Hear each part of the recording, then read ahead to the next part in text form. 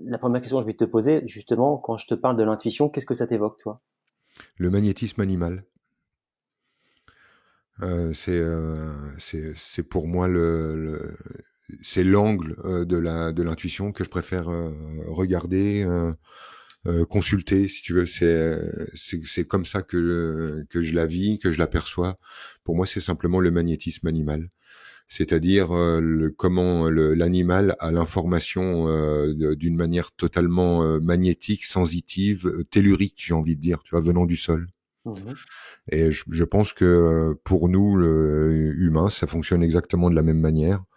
C'est-à-dire que on est des êtres électromagnétiques et notre part magnétique se charge de faire le tri, si tu veux, de l'expérience. En gros, c'est comme si on était un aimant, va venir se coller à toi tout ce qui est toi et va Mhm. être repoussé de toi tout ce qui n'est pas toi.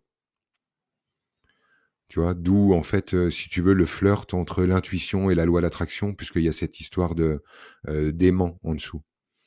Mais je parle de la loi d'attraction version Lobvet, hein, c'est-à-dire version gravitation terrestre, pas version comment obtenir une piscine, une bimbo et une Ferrari en moins de 3 semaines. Mhm. Ouais. Ouais. Mais voilà, pour moi, l'intuition, c'est ça, c'est le magnétisme animal. D'accord. Et ça se concrétise comment chez nous, l'être humain, cette intuition? Alors, en général, l'animal prend la main lorsque on se retrouve en situation de survie. C'est-à-dire que chez nous qui avons l'habitude de se vendre la possibilité de gérer le processus, si tu veux, on a l'impression qu'on peut contrôler notre processus de vie, obtenir des bonnes expériences, rejeter des mauvaises, croiser des bonnes personnes et ne pas en croiser de mauvaises quand on les qualifie comme ça. Mhm. Et en fait, tout ceci est notre part électrique, c'est-à-dire la part qui raisonne, qui pense, qui réfléchit, vise, fait des plans, calcule, etc., et qui est ultra nécessaire, hein, qui n'est pas à opposer à Ouais, je n'entends plus une rien. autre version. Mais chez nous, l'intuition prend la main lorsque l'animal reprend la main, c'est-à-dire lorsque notre système de survie nous demande aux reptiliens d'agir. Donc pour moi, c'est là qu'on est le plus intuitif, lorsque d'un seul coup, c'est ce qu'on appelle aussi le sang-froid, si tu veux, lorsque un danger met notre survie en jeu, notre intuition va prendre la main, on saura exactement quoi faire, quoi pas faire, dans quelle position se mettre, quoi dire, comment agir, sans avoir à réfléchir. D'accord, c'est une sorte de processus automatique, puisque le reptilien, c'est vraiment, Oui. on réfléchit plus, on agit sans même savoir pourquoi. Exactement, c'est ça. C'est la lymphe qui va réfléchir. Oui, c'est une espèce de mode automatique. Donc pour moi, l'intuition, c'est là qu'elle est la plus évidente. Lorsque donc on agit avant de penser. La plupart du temps, on s'éloigne de l'intuition tout simplement lorsqu'on est à la quête de son intuition, puisqu'on ne peut quêter qu'avec la part électrique. Donc chercher son magnétisme avec son électricité est une sorte de non-sens. Effectivement. Et du coup, pour toi, le magnétisme, si je comprends bien, c'est quelque chose qui vient d'abord du cerveau, Non, d'abord du sol. d'abord du sol. C'est lorsque le cerveau justement j'ai envie de dire, bascule dans un système où c'est ta sensation qui va donner l'ordre et non plus ta réflexion. Tu vas savoir quoi dire et comment agir par ta sensation et ta réflexion, elle sera en retard par rapport à cette immédiateté, si tu veux. D'accord, ok. Et du coup, la question qui me vient, c'est comment tu peux essayer consciemment d'avoir accès à ton intuition. euh, Alors c'est simple. L'intuition en fait, elle va surgir lorsque tu tu agis avant de te demander pourquoi tu agis, ou mhm. lorsque tu parles avant de te demander qu'est-ce que tu vas dire. Donc chez moi, l'intuition, je l'ai fortement développée lorsque je me suis complètement débarrassé de la notion du vrai. C'est-à-dire que tant que j'avais la notion du vrai et du faux, c'était toujours mon cerveau qui se mettait en route avec dire le vrai et éviter le faux, comme une espèce d'automatisme inculqué Ouais. très tôt, donc je Mhm. pouvais pas me débarrasser. Et lorsque j'ai vraiment ressenti dans ma vie, dans mon corps, à quel point tous les gens dont je pensais qu'ils avaient faux disaient l'exacte vérité selon eux, Mhm. J'ai compris en fait que le vrai était réellement partout, que le faux était une espèce de fantasme né de notre comparaison entre nos résultats et les résultats des autres. Mhm. Et quand j'ai capté que en fait tout était vrai en ce monde et que donc tout était faux, qu'il n'y avait pas des choses vraies et des choses fausses, mais que tout était vrai et tout était faux dans le sens de chaque expérience est réelle et chaque expérience est un rêve dans un rêve. Hein, tu le sais quand tu médites et quand tu t'éloignes de ton point d'ancrage, tu te rends compte si tu veux que on est une espèce de projection, on ne sait pas exactement si on est là ou si on observe, si on est vraiment dedans, si c'est vraiment nous ou si c'est une projection de nous. Enfin, tu sais, cette espèce de notion bizarre où, quelque part, parfois, on perd la sensation de notre identité. On ne sait pas si on se rêve ou si on existe. C'est intéressant parce que quand j'ai fait mes recherches justement sur l'intuition, j'ai appris, je pense que tu dois être au courant, mais John Lennon, par exemple, et Robin Williams, on leur demandait, mais comment vous avez réussi à écrire cette chanson qui est juste fantastique? Et ils ont répondu, c'est simple, cette chanson, en fait, je l'ai entendue dans mes rêves. Ouais, ouais, c'est marrant.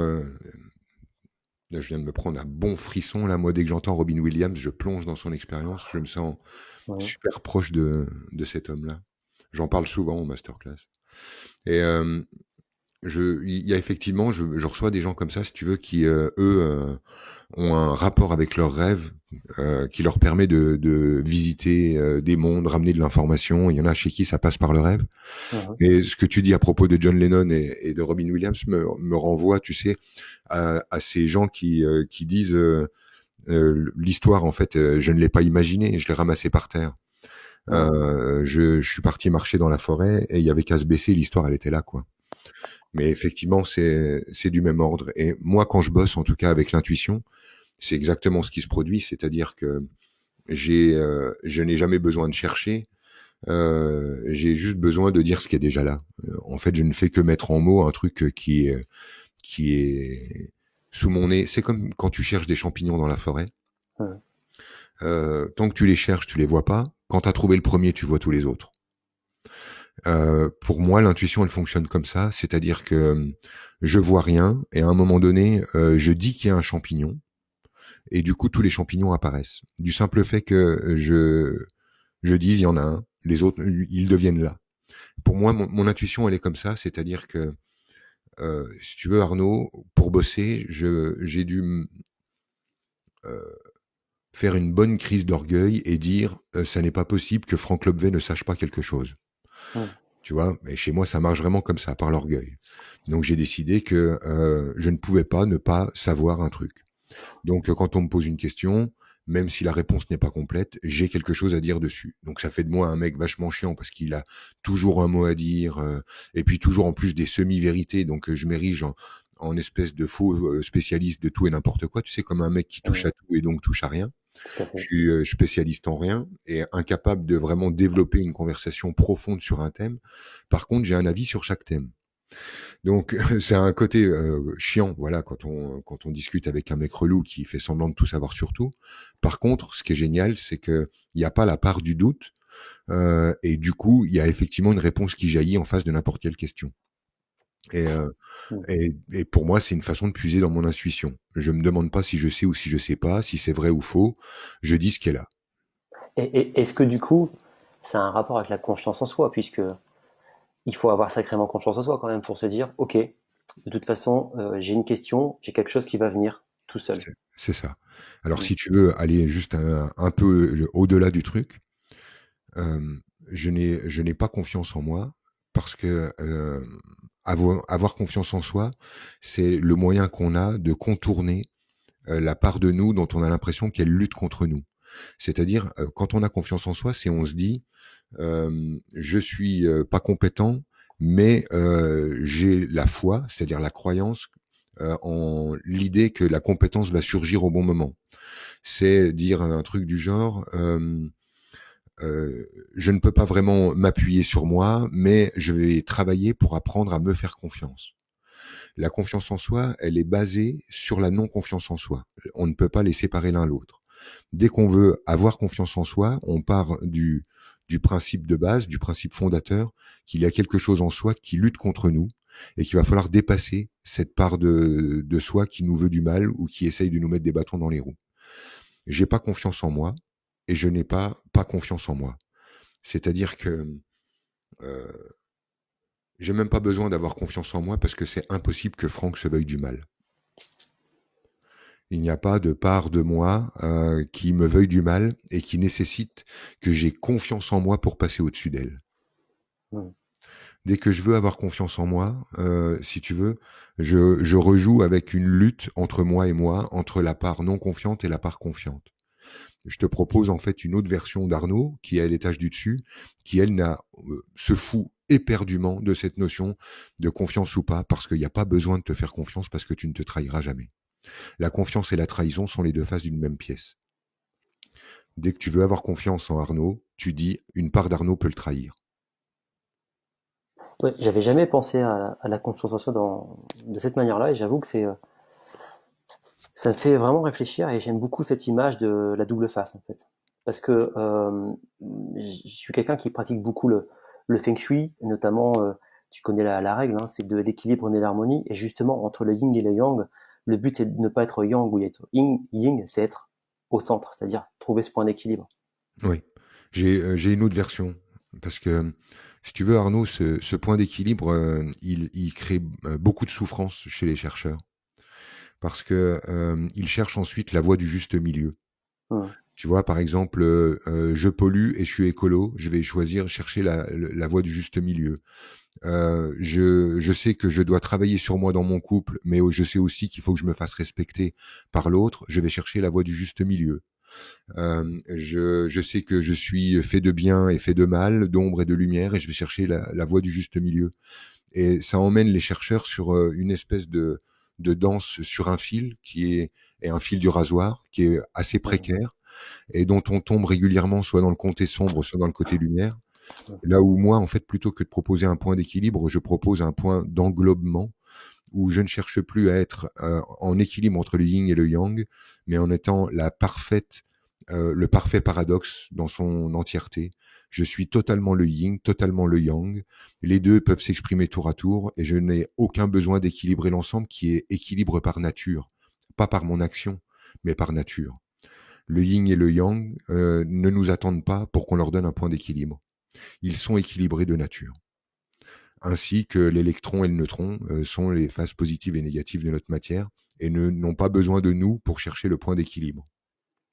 Ça me parle bien parce que effectivement, dans la notion d'équilibre tel qu'on peut peut-être le comprendre de manière basique, on a l'impression peut-être de faire un double compromis en fait, et de n'aller dans aucune, enfin vraiment d'aller dans aucune direction. C'est-à-dire que Exactement. on choisit même pas quoi. On dit tiens je vais faire ça à moitié et ça à moitié, mais en fin de compte il n'y a pas de résultat dans les deux côtés. Exactement. Hmm. Exactement. Et si tu veux, moi, ce que j'ai observé chez les chercheurs je dis chercheurs, hein, je sais pas pourquoi, spontanément, mais aujourd'hui, ça part comme ça, chez ces gens qui font un travail d'introspection, c'est que cette quête de point d'équilibre, elle finit simplement par ajouter un flic de plus dans la tête des gens, un espèce de juge qui donc est le garant de la balance, puisque c'est ça la justice, Hmm. et qui donc décrète des points à gauche, des points à droite, et finit par faire de nous des êtres totalement fliqués, totalement terrorisés à l'idée de descendre, de faire pencher le plateau d'un côté ou de l'autre dans une quête d'équilibre qui en général, effectivement, comme tu le dis, c'est compromis à gauche, compromis à droite, alors que non, je suis totalement con et à la ramasse et en même temps totalement merveilleux. Je laisse les choses s'exprimer tour à tour et ça n'est pas à moi de veiller à l'équilibre. La nature est équilibrée et c'est ma façon de la concevoir qui est qui la rend si injuste. C'est parce qu'on a le nez tellement près de la feuille, tellement trop près du tableau qu'on ne voit pas le tableau d'ensemble et qu'on a le sentiment d'une injustice, d'une imperfection, de quelque chose qui devrait être corrigé, alors que en fait c'est simplement notre œil qui est trop près de la feuille. Si on voyait ça de plus loin, on verrait la perfection de l'équilibre de l'ensemble et on verrait à quel point ça n'est pas nos prérogatives que de s'occuper de l'équilibre. Alors justement, moi ça m'évoque une autre question qui va faire un rappel par rapport à ce que tu disais tout à l'heure. Euh, En fait, je me suis demandé, quand t'expliquais au niveau de l'intuition comment ça fonctionne, etc., je me suis dit, tiens, l'intuition, en fait, si on s'entraîne d'une certaine manière, on peut y avoir accès plus facilement. Oui. Et Et selon non. toi, comment on pourrait faire? Ouais, je Comment on comprends. pourrait faire pour s'entraîner? Alors, déjà, on peut aller regarder comment ce phénomène s'applique. C'est-à-dire que lorsque quelqu'un est à la quête de son intuition, l'idée sous-jacente d'obtenir le retour de son intuition, c'est de faire des choix sans se tromper. La notion qui est en dessous de faire des choix sans se tromper, c'est la peur de la mauvaise voie.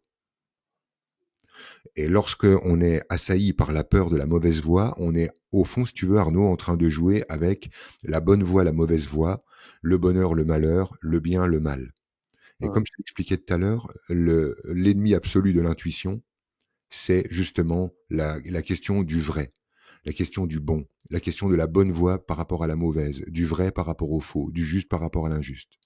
Et du coup, la plupart du temps, comme la quête d'intuition est au fond posée sur la quête sous-jacente qui est je veux diriger ma vie vers le bonheur, vers le bien, vers la bonne personne, vers le bon métier, au fond, la recherche même, c'est prendre le sens inverse de l'intuition, puisque c'est l'idée de se mettre à contrôler le bien.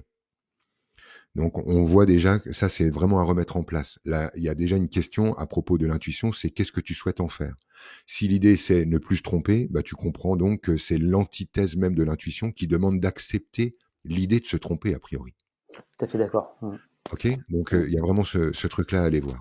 Ensuite, si effectivement on veut jouir du plaisir de l'intuition, pas dans la quête de vivre quelque chose de bien, mais dans la quête de la rencontre avec des parts de soi plus profondes, c'est-à-dire de savoir entrer en contact avec nos parts plus ataviques, plus animales. L'idée, c'est effectivement d'oser se mettre à agir sans bonne raison et à parler sans pouvoir étayer son propos. Dire les choses parce qu'elles sont là et non pas parce qu'on peut les prouver, les étayer ou les démontrer. Donc effectivement, si tu veux retourner à l'animal intuitif, demande quelque part de renoncer à l'animal social qui, lui, en fait, a besoin d'être validé, d'étayer son propos, de pas être un rêveur, de pas d'avoir les pieds sur terre et donc de pouvoir défendre son point de vue. Défendre son point de vue est aux antipodes de l'animal qui va laisser jaillir ce qui a à jaillir. Mmh. Maintenant, pour peut-être renouer avec l'intuition, moi je pense qu'il y a un petit exercice qui peut être sympa, qui est de se ménager ce que j'appellerais une fenêtre de folie. C'est-à-dire, tu imagines que Arnaud, tous les jours, de 5 heures à 6 heures, il s'octroie le droit total d'être fou. Ça me plaît bien. En générant, si tu veux, un espace dans lequel il dit, OK, là pendant 1 heure, j'ai le droit de dire les plus grosses conneries, j'ai le droit de faire n'importe quoi, j'ai le droit d'agir n'importe comment, je me ménage à un endroit qui est un endroit cadré, délimité, pour avoir le droit d'expérimenter ce que je suis lorsque je suis désinhibé, lorsque je m'en fous, lorsque je me donne le droit d'être fou. Dans ce moment-là, j'ai le droit de parler aux nuages, j'ai le droit de parler à un réverbère, j'ai le droit de parler avec les anges, j'ai le droit de dire n'importe quoi à n'importe qui, n'importe où, j'ai le droit de m'habiller comme je veux, d'agir comme je veux, de m'asseoir par terre ou pas, je fais ce que je veux pendant 1 heure. J'ai le droit d'être dingue.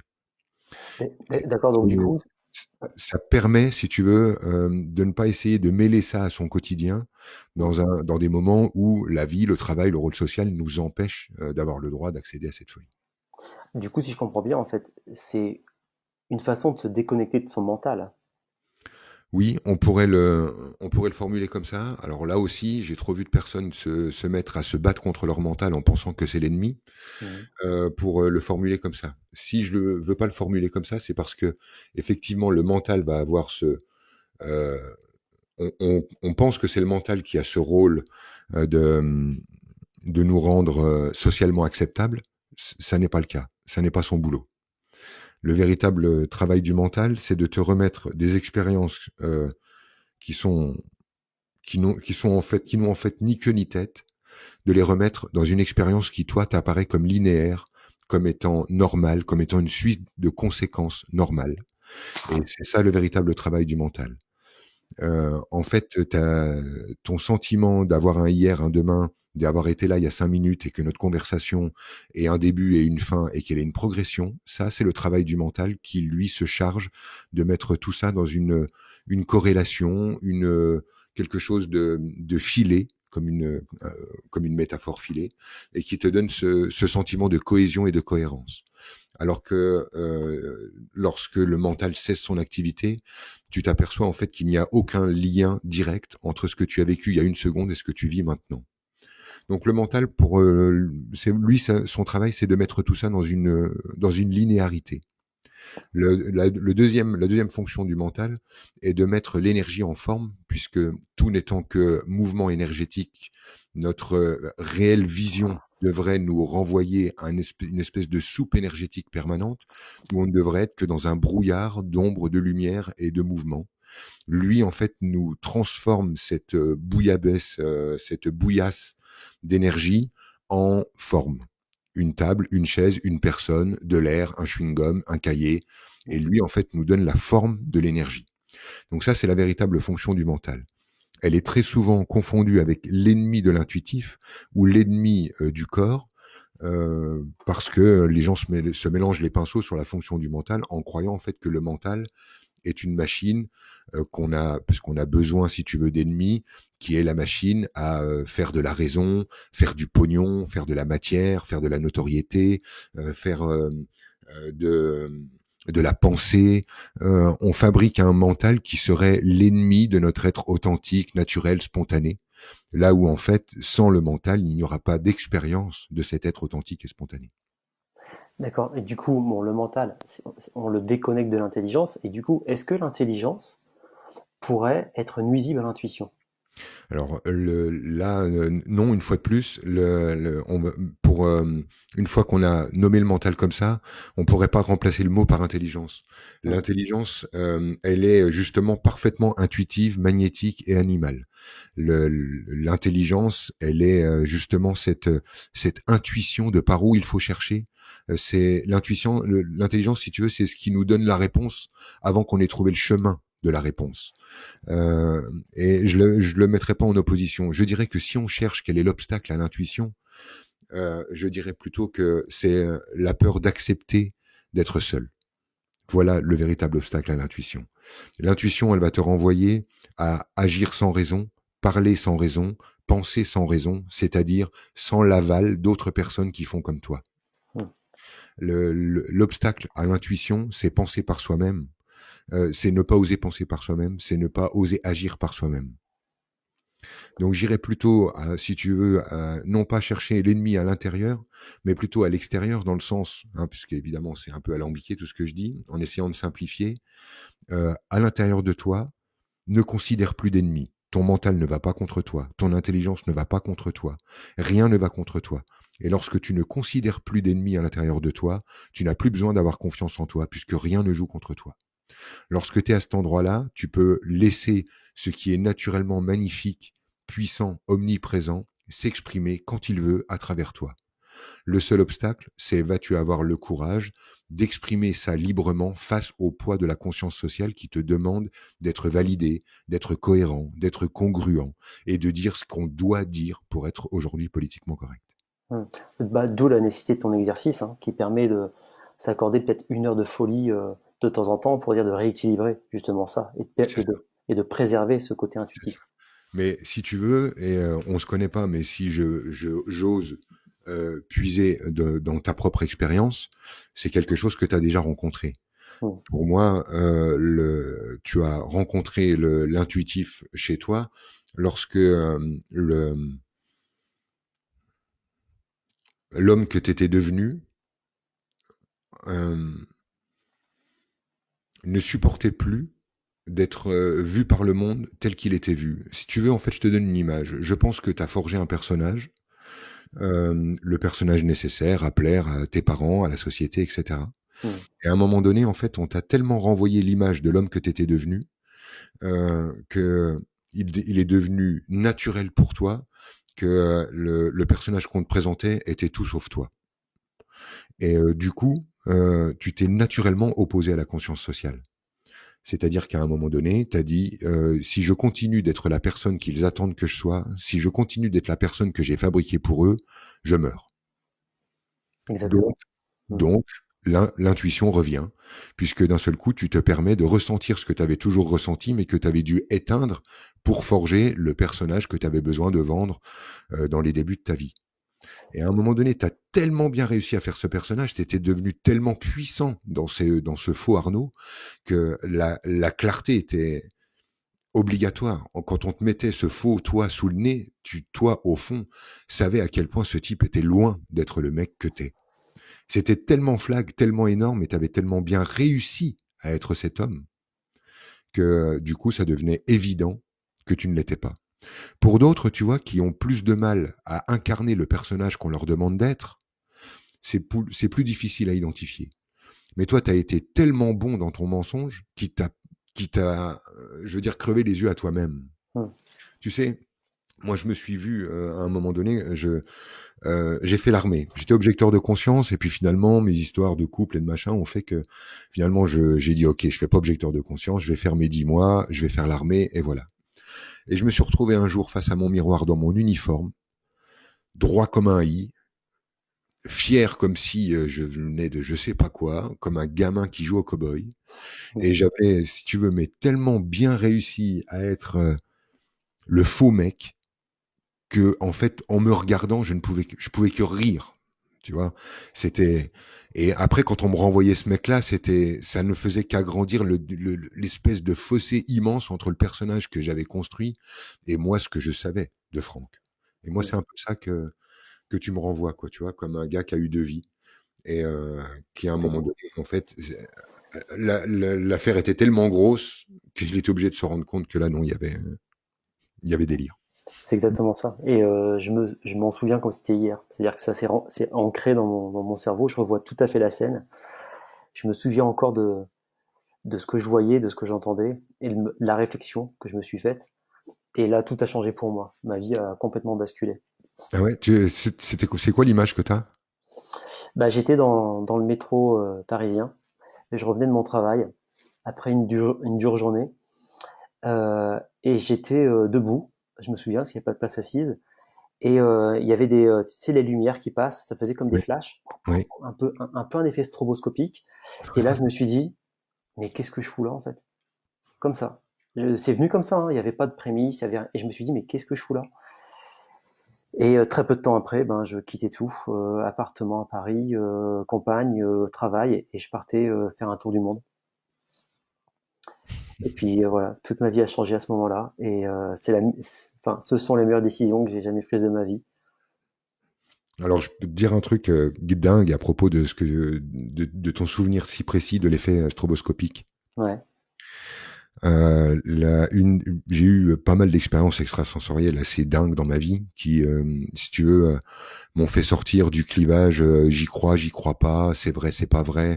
Tu vois, parce que en fait, pour moi, c'est devenu des expériences tellement fortes et tellement fondatrices et vécues avec tellement de réel que il y a pas de débat à l'intérieur pour moi pour ce genre de truc. Une des expériences les plus fondatrices, j'avais une vingtaine d'années. Et à l'époque où évidemment j'étais quand même pas mal en train de jouer à l'apprenti sorcier, je jouais à ce qu'on appelait le derviche tourneur. Alors l'idée c'était je me mettais debout dans une pièce où il y avait une source de lumière comme une fenêtre. Je tendais mon bras avec mon pouce levé devant moi et je tournais 21 fois sur moi-même en comptant les passages quand je passais devant la source lumineuse. Mmh. Donc tu tournes très vite comme ça, avec ton pouce devant toi, et une fois que tu as fait tes 21 tours, tu t'arrêtes, tu écartes un peu les jambes, tu baisses ton bassin pour pas tomber par terre parce que tu viens de tourner très vite, tu recherches ton centre, et puis là, simplement, tu t'assois et tu te calmes. J'ai fait ça pendant un certain temps, et un jour après ce truc-là, lorsque je m'assois et que je m'arrête, je revis entièrement ma naissance. C'est-à-dire que je revis ma naissance, mais vue du dessus. Donc, je vois ma mère, je la vois avoir mal, je la vois avoir la contraction, je la vois perdre les os, je la vois appeler le taxi, je la vois monter dans le taxi, je suis le taxi qui l'emmène etc., etc. Et je vis toutes les étapes. Mais bon, l'enjeu, c'est pas de raconter ma naissance, mais je revois tout ce truc-là. Mmh. Et j'ai refait une expérience comme ça, totalement dingue, suite à un moment où j'avais fait un voyage en voiture et il y avait des longues routes avec des platanes.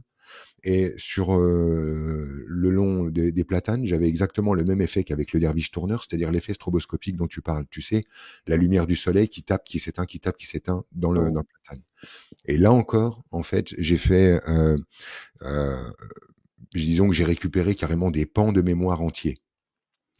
Et en fait, en cherchant un peu plus loin et en demandant à quelques sources autorisées qu'est-ce qui se produisait là-haut, il s'avère qu'avec l'effet stroboscopique, ton mental justement n'arrive plus à te livrer les choses en linéaire et donc fait ressurgir chez toi des mémoires d'espace-temps différents, de d'autres émanations, et tu as d'un seul coup des sources de sagesse, des informations, des mémoires qui sont chez toi mais auxquelles tu n'as plus accès qui ressurgissent. Intéressant. Ouais, tiens. Et en fait, c'est l'effet stroboscopique de la lumière sur le cerveau qui crée ce truc-là. Alors, je sais pas par quel processus. Et bon, je demande aux gens de pas jouer au con avec ça, hein, évidemment, parce que Ouais, il l'idée, doit, c'est pas de se mettre bien dans, sûr. je les ai pas cherchés, ces moments-là. Elle est Mais tous en boîte. c'est marrant, en fait, que tu aies vécu ça suite à ce genre d'expérience aussi, quoi. Mais c'est pas la plus grande intuition, c'est-à-dire que la plus grande intuition que j'ai vue, c'est juste après, au tout début de mon tour du monde, dans les 3 semaines, je suis à Las Vegas et j'attends un spectacle du Ciel du Soleil. Je vais me promener dans une galerie photo. Et là, en fait, je regarde une photo et je reçois quelque chose dans la poitrine et je me dis, c'est ça que je dois faire. Alors moi, j'étais pas photographe, je faisais de la photo en tant qu'amateur, c'est-à-dire 5 semaines par an pendant mes vacances. Aucune formation, je connaissais pas et je connais toujours pas de Photoshop d'ailleurs. Et je me dis, c'est ça que je dois faire. Mais c'était tellement fort que même ma petite voix qui me disait, mais Noir, Arnaud, t'es nul, puis enfin, t'y connais rien, puis ils vendent de la photo plus comme eux, enfin, ils ont mis des dizaines d'années avant de pouvoir le faire, t'y arriveras jamais. Mmh. Mais c'était tellement puissant que je l'ai fait. Et donc, un an après, parce que du coup, j'avais postulé des concours photo. Un an après, en fait, j'avais déjà mes 2 premières récompenses dans le plus grand concours international de photo. Et ça n'a fait que continuer. C'est-à-dire que 2 ans après, j'avais plus de 55 récompenses, une médaille d'or à Tokyo, une exposition au César Palace à Las Vegas, dans la même galerie où j'ai eu ma révélation. Ce qui est Ouais. assez dingue, en fait. Tu comprends pourquoi j'ai un intérêt particulier pour l'intuition? Oui, et c'est ça. Et en fait, moi, tout ce que je peux te dire pour l'intuition, c'est elle sait parfaitement te trouver au bon moment. Et c'est juste à toi de lui foutre la paix. Mais justement, surtout ce qu'on se disait, Ouais.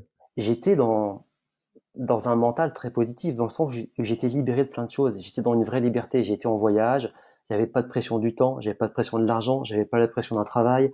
En fait, j'étais complètement déconnecté de tout, mais connecté à moi. Voilà. Dans vraiment le sens positif du terme. C'est-à-dire que je me faisais plaisir, je n'avais aucune contrariété, aucune contrainte. Et, et je me demande si ça n'a pas joué un rôle, justement, pour que je puisse recevoir ce genre de message, en fait. Ouais, éventuellement. Moi, je pense que ce qui lâche, c'est quand tu cherches pas. Hum.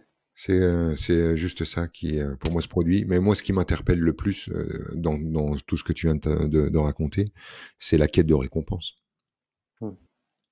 Tu vois, il y a plein de gens qui font de la photo depuis longtemps et jamais personne ne postule. Tout à fait. Ouais. Et c'est assez marrant, en fait, de voir un des aspects de ta personnalité qui est le revanchard. Exactement. Et, Bien vu. c'est puissant, c'est Bien puissant. vu.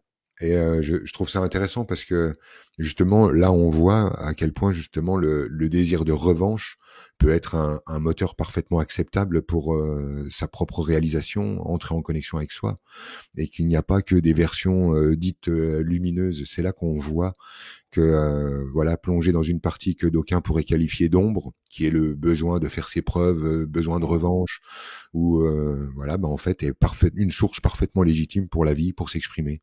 Ça n'est pas qualifiable en bien ou en mal. C'est une source comme une autre. Ouais, parce qu'en plus, tu me le dis, ça, moi, ça me parle. J'avais pas identifié. Moi, ce que j'avais identifié, c'est que je m'étais dit, dans ce domaine-là, si je veux réussir, il faut que je rentre par la grande porte tout de suite. Ça veut dire qu'il faut que je fasse des concours. Et je me disais même à l'époque, je vais faire des concours comme ça, je vais me démontrer qu'effectivement je suis nul et je pourrais penser à autre chose. Tu vois un peu le process? Ouais, ouais, je comprends, ouais, je comprends. Ce qui n'a pas été le cas. Donc j'étais surpris. J'avoue franchement quand j'ai vu les récompenses, j'ai dit mais c'est bizarre, il y a mon nom à côté. Enfin ils se sont trompés. Franchement, hein. C'était assez étrange. Bien. Et maintenant? Bah maintenant c'est quelque chose que je continue à faire, que je développe. Alors je ne fais plus beaucoup de concours parce que je fais plus beaucoup de photos, mais c'est toujours quelque chose qui est important pour moi et que je souhaite développer. Ok. Et c'est quoi qui est important pour toi? C'est la photo ou les concours? Pour, pour moi c'est la photo. Les concours c'est en fait si tu veux on est toujours empreint de doute et le fait que tu aies des professionnels qui te disent ah, tes photos elles sont bien, c'est un côté rassurant. Ouais. Et ensuite ça m'ouvre aussi des portes. C'est-à-dire que l'expo que j'ai faite à Las Vegas, bah, c'est quand même assez exceptionnel dans une carrière d'être appelé. C'est-à-dire que moi, je n'ai même pas envoyé de CV ou de portfolio quoi que ce soit. On m'a appelé pour que j'expose. Mhm. Et, en fait, c'était ma stratégie parce que je me dis quand on a un objectif, ça c'est mon côté très rationnel Ouais, ouais, j'entends. qui revient, c'est quand on a un objectif, on doit quand même avoir un minimum une stratégie. Et je me suis dit, ben moi, j'ai pas envie de perdre 10 ans, j'ai envie de vivre maintenant de ma passion, j'ai envie de vivre maintenant de ça. Donc comment je peux faire? Ben, je me dis, bah, de toute façon, c'est simple, teste-toi et tu verras et tu verras. Et du coup, en plus, si tu gagnes des concours, il y a des gens qui vont te remarquer. Tu pourras faire même les couvertures de magazines, des expositions, etc. Et cette stratégie a été payante. Mais je reviens à ce que tu disais tout à l'heure. Il y a des millions de photographes qui jamais de la vie penseraient, ne serait-ce qu'à faire un seul concours. Oui, tout à fait. Mm. Tout à fait. Et alors, du coup, ton père est fier de toi? Bah, mon père est décédé, donc je ne sais pas. Oui, mais c'est pas la question. Je pense qu'il doit l'être, ouais, tout à fait. C'est évidemment, je dis ça parce que la photo, en fait, c'est immortalisé. Mm. Hein, tu vois où je veux en venir. Ouais, ouais, mais t'es très fort. Très très fort. Et donc, du coup, pour revenir à toi, justement dans ta vie, est-ce que tu te souviens de moments justement très intuitifs où ça, ça a basculé, il y a quelque chose qui a vraiment changé? Hum, non, non, j'ai pas ce sentiment-là. En fait, il y a un truc, si tu veux, c'est que euh, j'ai beaucoup d'ambition, mais je me suis jamais donné le moindre moyen, le moindre effort ou la moindre stratégie pour parvenir à quoi que ce soit. Hmm. Je suis vraiment, vraiment beaucoup trop feignant euh, pour euh, pour réaliser quoi que ce soit. Donc voilà, il y a de l'ambition, mais elle reste totalement à cet endroit-là. Du coup, ma vie a été une succession de non-choix. Hmm. Tu vois, j'ai pas pris de direction, j'ai pas opté, j'ai pas renoncé à un truc pour un autre. C'est une succession de non-choix, de celui qui va simplement vers ce qui est facile. Et en fait, quand je regarde tout ça avec recul, je m'aperçois d'à quel point c'est rond, d'à quel point ça a du sens, d'à quel point de petit pas, tout ceci mène vers l'endroit où je suis content d'être moi. Mais n'ayant jamais eu le courage de me donner les moyens de mes ambitions, du coup, j'ai pas pu m'éloigner non plus de ce qui est naturel chez moi. Et c'est pour ça qu'il n'y a pas eu de flash intuitif me ramenant sur la bonne route, puisque en fait, je m'en étais jamais réellement éloigné parce que trop feignant pour marcher, quoi. Ah ouais, c'est intéressant ça, effectivement. L'intuition, c'est censé nous ramener sur le bon chemin aussi, en fait. Absolument, en fait, Ouais, c'est ce qui se passe. Hein. Moi, j'appelle ça l'élastique de la vie. ouais, très intéressant. Tu Hmm. sais, quand tu as un boulot, une gonzesse, un appart, que tu as le nez dans le guidon depuis 1 an, 2 ans, 3 ans, 4 ans, puis d'un seul coup, l'élastique, il te ramène sur ta route d'une seconde à l'autre, et en une semaine, tu perds appart, boulot, gonzesse, et t'es à Hmm. poil. Donc, C'est évident. j'ai vécu ça 3 fois entre 17 et 27 ans, Hmm. et puis plus jamais après. C'est-à-dire que après, ma vie a été une succession de non-choix tranquille, quoi. Donc, tu vois, c'est un truc bizarre parce que pour les gens, souvent, c'est quelque chose de négatif que de se voir dans leur flemme ou dans leur procrastination ou dans les non-choix. Mais finalement, ma succession de non-choix m'amène exactement au même endroit que si je m'étais battu comme un chien pour y arriver, quoi. Mhm. Je pense que je ne peux pas me mettre les pieds ailleurs que là où c'est bon pour moi, quoi. D'accord. Comme tout le monde, en fait, hein. Il y a juste ceux qui le savent et ceux qui le savent pas, quoi. Et en fait, dans la définition de l'intuition, tu sais, on parle de pressentiment. Donc il y a Mhm. le côté émotionnel, mais il y a aussi le côté un petit peu, c'est comme s'il y avait une ligne de temps. C'est un peu comme si le pressentiment, ce qu'on disait, tu disais tout à l'heure, c'est j'ai l'information, peut-être même d'avant d'être sur le chemin. Oui, bien sûr. Donc c'est vraiment, c'est comme si en fait le moi du futur venait me donner une information pour me guider, pour me revenir. C'est exactement ça. C'est D'accord. exactement ça. Et l'information arrive par le sentiment. Donc ça, c'est vraiment important ce que tu es en train de dire là. Mhm. C'est que c'est pas une communication verbale. Ce n'est pas vous allez pas entendre des voix qui va vous dire attention, prends ton appareil et va dans la forêt, il va t'arriver ça. C'est juste que toi, quand tu te balades dans ce hall-là et que tu regardes les photos, ton double du futur t'envoie le sentiment que tu auras 2 ans plus tard. Point barre. C'est tout ce qui se passe. Mhm. Tout ce que tu es en train de ressentir, c'est la joie qu'il y a d'être reconnu et exposé à cet endroit-là. Alors que dans l'espace-temps, tu as encore pris 0 photo et tu es en train de regarder le travail d'un autre. Mhm.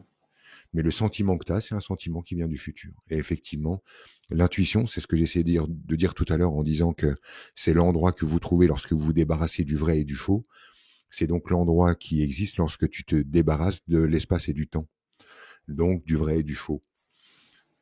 C'est exactement le même truc. C'est ce qui est là de toute éternité. Le magnétisme animal, c'est exactement ça. Le chat, il s'en va avant que le feu de cheminée prenne. Mhm. Tout à fait. Ouais, t'as ton feu dans la cheminée, les flammes sont hautes et machin. Et toi, quand tu vas entendre le bruit caractéristique du conduit qui est en train de prendre feu et du truc, tu regardes, le chat, il est paré depuis, ça fait déjà 1 minute qu'il est sorti, avant que le drame arrive. C'est intéressant parce que du coup, on revient au tout début de l'interview où tout de suite, tu es parti sur le côté animal. Ça m'a surpris, j'avoue, parce que c'est une approche que je n'ai jamais entendue. Et mais ça fait sens parce que effectivement là tu boucles la boucle et c'est vrai que il y a pas mal d'animaux qui détectent les tempêtes, les chevaux, les choses comme ça, parce qu'ils sont vraiment, je pense encore plus que nous connectés à leurs reptiliens. Bah, c'est ça, s'ils sont tout simplement pas euh, envahis par l'espace et le temps comme nous, avec notre urgence de demain et de se trimballer les fardeaux d'hier. Mm. Il y a un nettoyage, une mise à jour de la mémoire, puisque en fait, ce sont des êtres qui restent totalement connectés à euh, leur collectif. Si tu veux, c'est comme si nous, humains, on avait des égrégores, c'est-à-dire un collectif de pensée qui nous appartient, Mhm. et on y reste étanche, nous. C'est-à-dire que on n'a pas une conscience permanente d'être relié à tous les humains par ce biais-là. Là où les animaux, eux, sont en constante connexion avec ce niveau-là. C'est comme s'ils avaient la conscience de leur individu et puis simultanément la conscience de leur collectif. Du coup, ils sont constamment dans cette source d'information. Et c'est pour ça qu'ils ont l'information avant nous. Bah, d'ailleurs, ça me rappelle une histoire, un truc assez intéressant, même dingue. C'est ils ont vu en fait des singes qui, il y avait voilà une membre de famille de singes qui avait, en lavant leurs fruits, ils s'étaient rendu compte que bah, ils tombaient beaucoup moins malades, etc. Enfin, ça se passait bien pour eux. Et en fait, ils ont constaté qu'une autre famille de singes, complètement à l'opposé de l'île, qui était quand même très très éloignée, ben, ils ont quasiment eu la même information au même moment. Ils ont commencé à laver les fruits au même moment. Oui, c'est ça. Ouais. Ça s'appelle la loi du centième singe. C'est ça. C'est aussi si tu vois, tu prends une chèvre d'un troupeau et tu la mets dans un champ éloigné. Ouais. Et si tu mets le feu au champ où il y a le troupeau, quand tu allumes le feu, tout le troupeau part en courant et la chèvre qui est dans son champ à des kilomètres de là part immédiatement, exactement en même temps et dans la même direction que tout le reste du troupeau. Mhm. C'est ça, ils sont, si tu veux, en connexion avec un esprit collectif. Et c'est pour ça, en fait, que n'étant pas dans une linéarité de temps, bah, les informations peuvent arriver du futur comme du passé à chaque instant présent. Ce qui est aussi valable chez nous, hein. Et c'est pour ça que je vous propose de ne pas vous en occuper. C'est-à-dire de ne pas s'occuper de l'intuition, c'est laisser la porte libre à son intuition. Mm. Et c'est elle qui vous trouve, pas nous qui la trouvons. Et c'est intéressant parce que du coup, c'est vrai qu'on revient sur les sens, les émotions. On a 5 sens, mais on dit toujours le sixième sens. Le sixième sens, qui est donc l'intuition. Et on a souvent tendance à dire que l'intuition, c'est plutôt, en tout cas, les femmes y ont accès plus facilement. Qu'est-ce que tu en Oui, penses? je suis assez d'accord. Euh, je suis assez d'accord en fait parce que on va dire voilà globalement que juste une femme accepte plus de ressentir qu'un homme, puisque on nous vend depuis le début que un homme moins il ressent, plus il est un homme. Mhm. Donc on a une tendance naturelle nous à verrouiller hein, notre certains centres d'énergie le plus tôt possible pour faire preuve de maturité, de virilité. Mhm. Là où en fait une femme ne va pas verrouiller ce centre d'énergie, mais au contraire l'ouvrir encore plus à sa puberté, là où l'homme va le fermer encore plus à sa puberté. Mais euh, ça me fait penser à un autre truc, si tu veux, à propos de laisser l'intuition nous trouver. Mhm. De ne pas aller à sa rencontre, mais de la laisser nous trouver au moment où on en a besoin. Euh,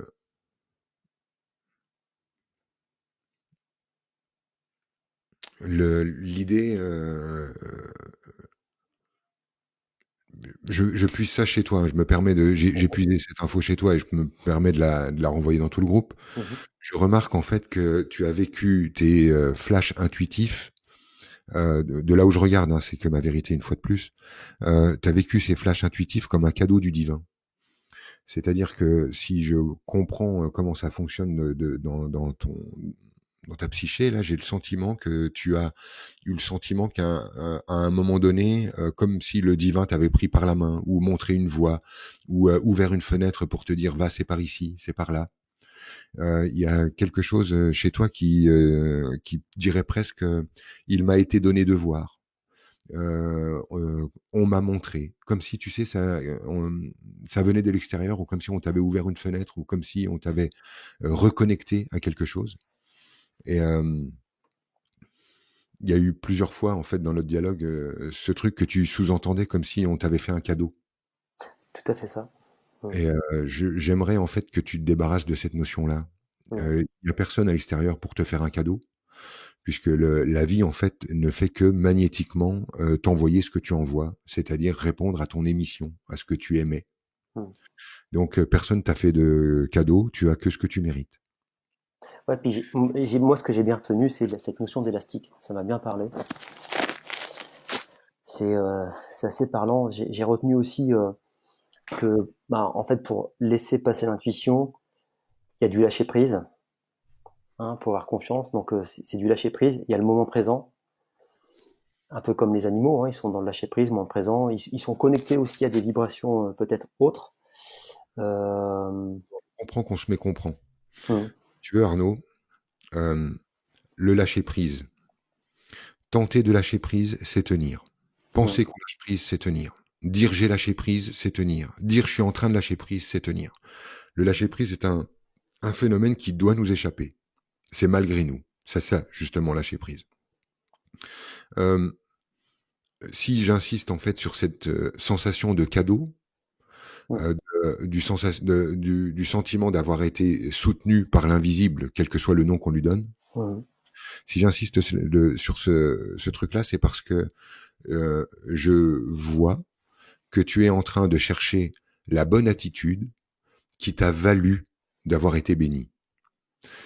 Comme si tu cherchais à retrouver le mood spécial qui est une espèce de mélange entre le lâcher-prise, la confiance, l'abandon à la vie, l'espèce de cocktail parfait que tu avais ressenti lorsque la première fois tu t'es senti touché comme ça, hum. invisible, et que au fond en fait tu es en train de rechercher cette posture pour que Dieu recommence de te parler comme il t'a parlé à l'époque.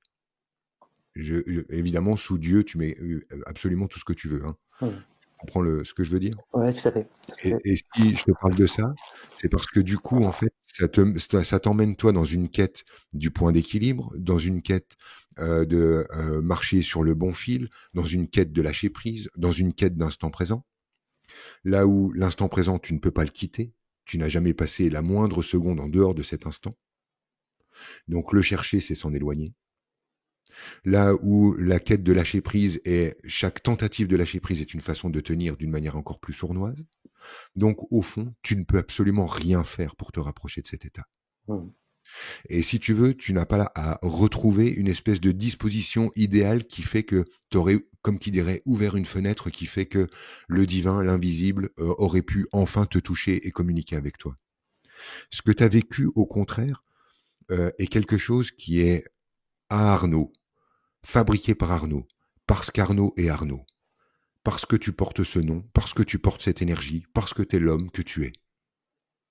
Et ça n'est pas un cadeau, ça n'est pas un truc que tu peux trouver, ça n'est pas un truc que tu dois trouver, c'est un truc qui est à toi, que tu utilises quand tu veux.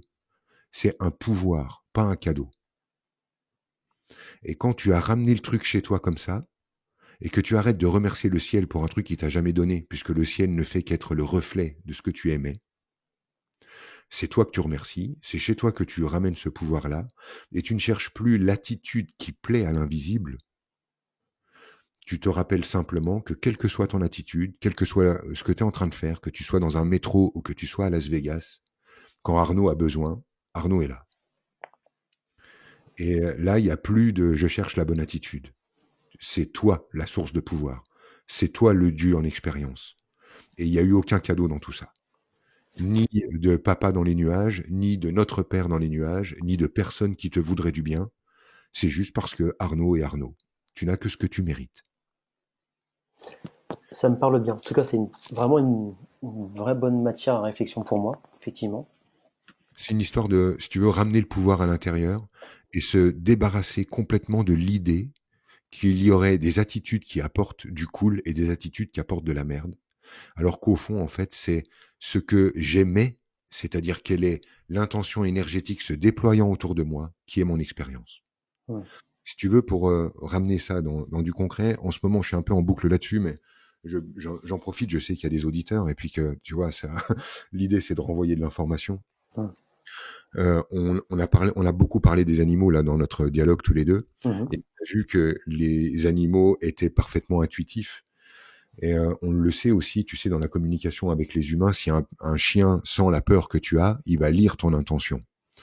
De même, n'importe quel animal, finalement, va lire ton intention, savoir si l'énergie que tu déploies est menaçante ou pas pour lui. Tout à fait. Mmh. Donc, les animaux ont une lecture de l'énergie que tu déploies. Et même si tu dis à un animal, viens mon petit, avec une voix douce, si ton intention c'est de lui faire du mal, il va le sentir. On a vu également en fait que les plantes réagissaient au même truc. Une plante en fait va sentir, quand quelqu'un entre dans la pièce, elle va sentir l'émission d'intention de cette personne. Qu'est-ce qu'elle est en train de dégager. Donc on comprend, si tu veux, que les plantes et les animaux sont capables de lire les intentions sous-jacentes, c'est-à-dire l'énergie qu'on déploie autour de nous. Eh bien, en fait, les humains savent exactement faire la même chose. Les humains, lorsqu'ils se rencontrent, ont aussi cette lecture-là, c'est-à-dire que toi, quand tu rencontres un autre humain, tu sens immédiatement quelle est l'énergie qu'il déploie. Et malgré son langage, même s'il a un langage policé, gentil, nanani, nanana, si l'énergie qu'il dégage est menaçante, tu vas sentir cette menace. C'est ça, en fait, ce qui se déploie de nous, qui agit magnétiquement. C'est-à-dire que c'est ce que j'aimais qui va faire que je vais vivre certaines expériences ou en repousser certaines, fonction de l'énergie que je porte. Ah, ça me parle super bien parce que mon ancien métier, c'était directeur des ressources humaines. Ok. Et forcément, bah, j'étais amené à rencontrer des gens, souvent pas contents d'ailleurs. Et j'arrivais à déterminer leur humeur. Oui, J'arrivais à, voilà, c'était rien qu'en les regardant, je comprenais. bien sûr. Mm. C'est cette sensation-là, en fait, cette émission d'énergie, c'est avec elle que tu produis la vie d'Arnaud. Mmh. puisque en fait, c'est avec elle que tu filtres la réalité de manière magnétique, de manière à ce qu'il t'arrive certains trucs et repousser certaines autres expériences. Donc en fait, si tu veux, si on parle de l'intuition comme d'un gouvernail, je parlerais peut-être plutôt de me donner le droit d'agir intuitivement, c'est-à-dire d'agir euh, non plus en fonction des attentes autour de moi, mais simplement en fonction de l'homme que j'ai envie d'être ou de la femme que j'ai envie d'être. Et de rester simplement dans cet état-là, c'est-à-dire de me permettre d'agir comme cette personne-là, à mon avis, c'est ce qui va laisser le plus de place au dialogue avec ton intuitif. J'irai en fait pour répondre vraiment à la question que tu me poses depuis le début, qui est comment pouvoir contacter son intuitif d'une manière plus quotidienne et pouvoir intégrer ça à sa vie. Pour moi, j'irais sur l'idée de oser de plus en plus vivre sa singularité, c'est-à-dire agir comme Franck agit, agir comme Arnaud agit, et Mmh. non pas comme Franck doit agir ou Arnaud doit agir. C'est agir comme j'agis, comme l'homme que je suis au fond agit, parler Mmh. comme l'homme que je suis s'exprime, et penser comme je pense. Et plus je vais oser vivre cette singularité, plus je vais pouvoir ressentir justement le magnétisme et l'intuitif qui sous-tend tout ça. C'est tout à fait d'accord, hein, ça me parle vraiment. Et ça fait justement l'objet de tout le travail que je fais actuellement avec mes clients. Justement, on parle beaucoup d'identité et Mhm. de vibrer vraiment pleinement dans son identité personnelle et forcément professionnelle. Ouais. Et ouais, c'est très très important. Ouais. Et du coup, Franck, ça fait presque 1 heure là. Ouais. Et il y a eu beaucoup beaucoup de matière. Si tu devais donner, je sais pas, un dernier conseil à nos auditeurs ou il y a peut-être quelque chose dont on n'a pas parlé qui semblerait important pour eux. Ce serait quoi?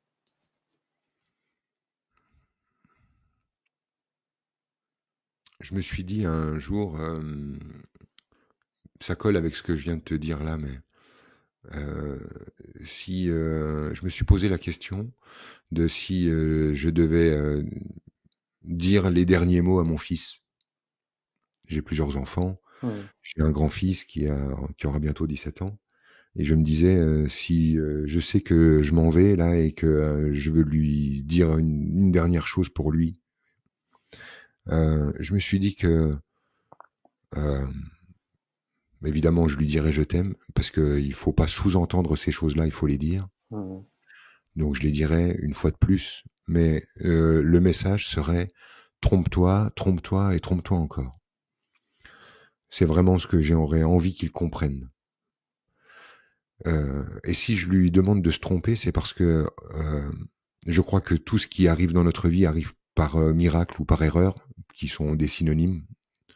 Miracle, erreur, hasard, on peut appeler ça comme on veut. Mais je crois que à chaque fois qu'on se trompe, on met les pieds au bon endroit.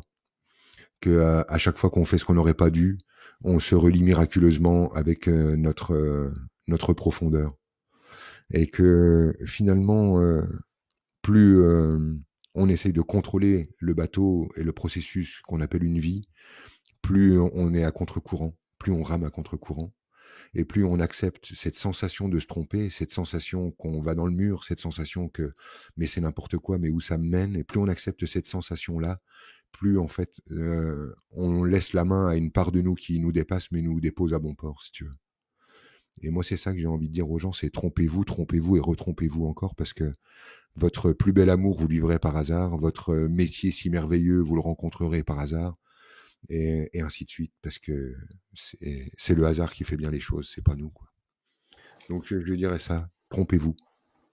Merci Franck. En tout cas moi ça m'a personnellement touché très très profondément parce que j'ai eu l'impression que c'était mon père qui me parlait et qui me disait exactement les mots enfin, dont j'avais besoin d'entendre. Donc c'était assez fort. Donc Merci. merci pour ça.